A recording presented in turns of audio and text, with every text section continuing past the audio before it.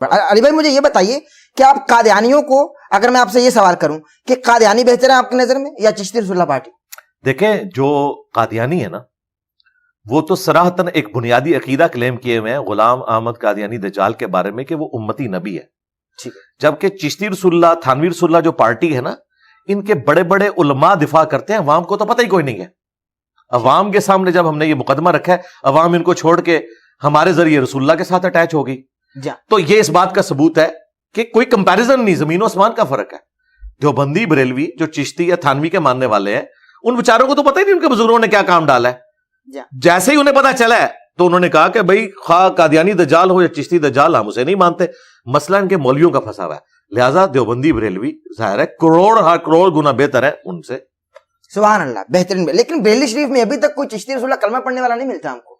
وہ میرے ڈر کی وجہ سے نہیں پڑھ رہے نا، پڑھتے ہوں گے ویسے۔ جی فتاوی رضویہ میں جب لکھا ہوا ہے کہ سبع سنابل رسول اللہ کی برگاہ میں مقبول ہے، فتاوی رضویہ ٹھیک ہے وہیں سے نکلا ہے نا، صحیح ہے۔ اور سبع سنابل بھی پرنٹ ہو رہی ہے انڈیا میں بھی پاکستان میں، اس میں چشتی رسول اللہ لکھا ہوا ہے۔ یہ جواب دیں، اگر یہ کہتے ہیں کہ اعلیٰ حضرت کو پتہ نہیں چلا تو ہم کہیں گے کہ اعلیٰ حضرت مجرم ہے کہ اس نے ایک امتی کے نام کے کلمہ پڑھنے والی کتاب کو کہا رسول اللہ کی بارگاہ میں مقبول ہے۔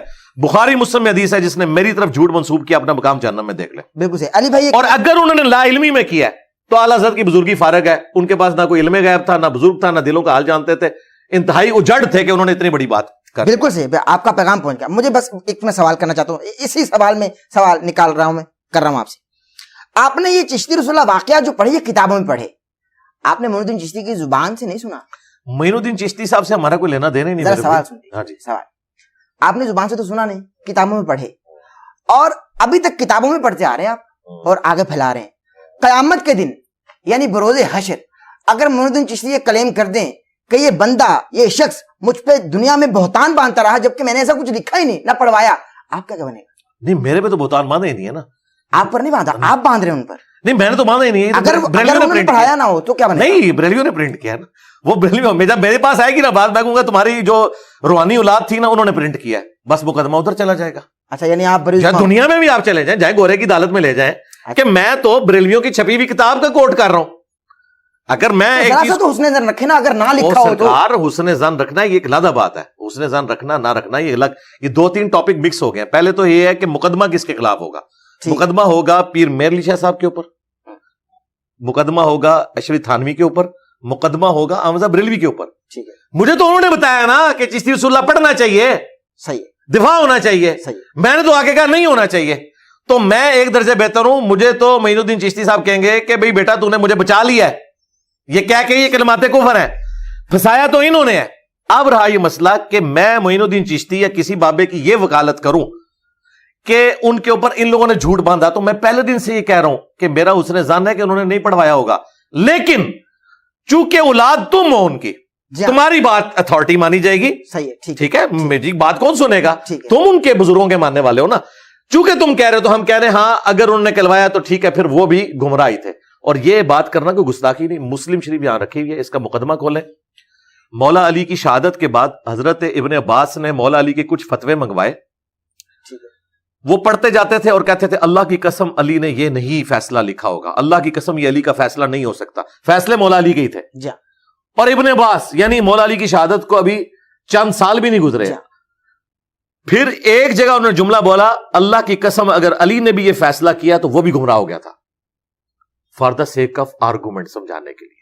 حالانکہ علی نے نہیں کیا، لیکن موٹے دماغ کو کھولنے کے لیے انہوں نے، ابن عباس نے کہا یہ اتنی بےہودہ بات لکھی ہوئی ہے، اگر علی یہ فیصلہ کرتے تو وہ گمراہ ہو جاتے، یہ فیصلہ انہوں نے نہیں کیا ہوگا۔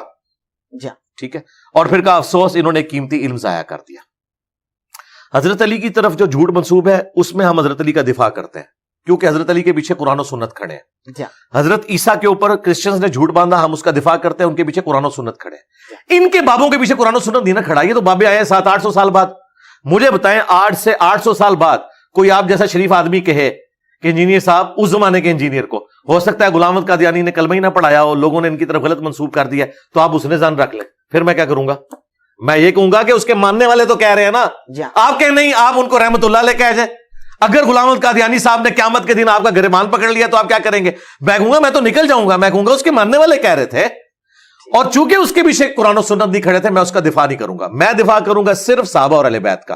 ان کے بعد جتنے لوگ ہیں ہمیں کوئی چیز مجبور نہیں کرتی ہم ان کا دفاع کریں، may be may not be, ٹھیک ہے، دونوں طرف بالکل۔ ہاں اللہ کے فضل سے میں نے کبھی کسی بزرگ کو کافر نہیں کہا۔ آپ میری کوئی ویڈیو نکالیں جس میں نے معین الدین چشتی کو یا ان کے کسی بزرگ کو کافر کہا ہو، میں نے نہیں کبھی کہا۔ میں نے کہا ان کی عبارتیں کفریہ ہیں، یہ عقیدے کفریہ ہیں، ان کا معاملہ اللہ کے سپرد۔ یہ کہتے ہیں نہیں تم ان کا دفاع بھی کرو، بزرگوں کا بھی دفاع کرو۔ بھائی کیوں؟ میں نے تو کلمہ اس کا پڑھا جس کی قبر مدینے میں۔ ٹھیک ہے، بالکل صحیح، بالکل۔ علی بھائی ماشاءاللہ دعوت کا بہترین کام کرتے ہیں آپ، اور آپ کا یہ بھی بعض کلپس میں کہنا ہے کہ بھائی مجھ سے پہلے نوجوان بھی گمراہ تھے، ظاہر ہے بابوں کے پجاری تھے بھائی، قبر چاٹو تھے، آپ کا یہ کہنا ہے۔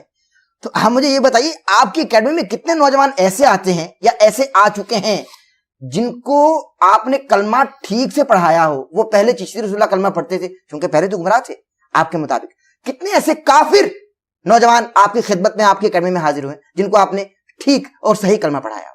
دیکھیں سچی بات تو یہ ہے کہ میری اکیڈمی میں کوئی ایک بندہ بھی ایسا نہیں آیا جو چشتی رسول اللہ یا تھانوی رسول اللہ پڑھتا ہو۔ البتہ میری اکیڈمی میں ہزاروں لوگ ایسے آ چکے ہیں جنہیں یہ پتا تھا کہ تھانوی رسول اللہ کتابوں میں موجود ہے، اور وہ یہ مانتے تھے کہ دیوبندی کافر ہیں اس کی وجہ سے، یعنی کہ بریلوی۔ جی تو میں نے ان کو بتایا کہ اس جرم کا کھرا آپ کے گھر نکل آیا، یہ چشتی رسول اللہ بھی ہے۔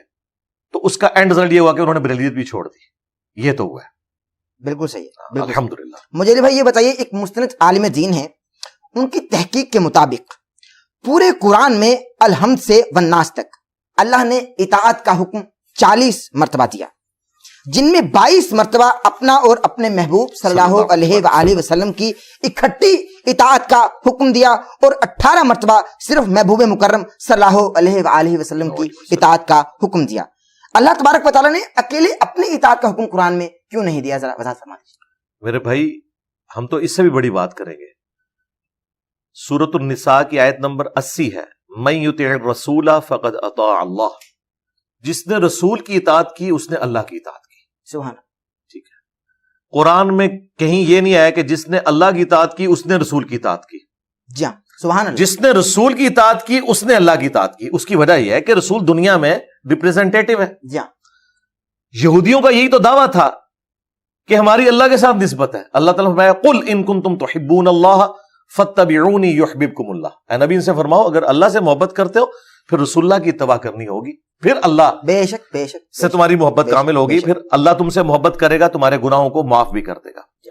تو یہ اس بات کا ثبوت ہے کہ دنیا پہ پیغمبر اللہ کا نمائندہ ہوتا ہے۔ جو لوگ پیغمبروں کے وسیلے سے ان کے ذریعے سے اللہ تک پہنچتے ہیں وہی ہدایت کا راستہ پاتے ہیں، اور جو پیغمبر کا راستہ چھوڑ دیتے ہیں، خواہ وہ پیغمبر کے ماننے والے ہوں، جس طرح کے چشتی رسول اللہ، تھانوی رسول اللہ، یہ سارے لوگ یہ پیغمبر کو تو مان رہے ہیں لیکن پیرلل میں اپنے بابوں کا بھی دفاع کر رہے ہیں، وہ بھی گھوم رہا ہے، خواہ وہ پیغمبر کا نام لیتے رہے، خواہ پیغمبر کے مخالفین ہو، ٹھیک ہے، ابو جہل یا اس کی پارٹی، وہ بھی گھوم رہا ہے۔ پیغمبر وسیلہ ہے، ہمارا تو جھگڑے یہ ہے کہ نبی کے جیسا ہے ہی کوئی نہیں، بابے شاہی کو نہیں، سارے بابے نکالو بیچ میں سے، نبی تک پہنچو، اور جو نبی کا وفادار ہے اس کو اپنے سر پہ بٹھاؤ۔ یہ بخاری مسلم، یہ میرے کوئی باپ دادا تو نہیں ہے، میری تو ان کے ساتھ کوئی نسبت ہی نہیں ہے، ایک دین کی نسبت ہے۔ یہ ہمارے وہ بابے ہیں جنہوں نے اپنے نبی کے ساتھ جو ہے وہ اخلاص کے ساتھ وفاداری نبھائی ہے، ہم ان کو اپنا بابا مانتے ہیں۔ سبحان اللہ، سبحان اللہ۔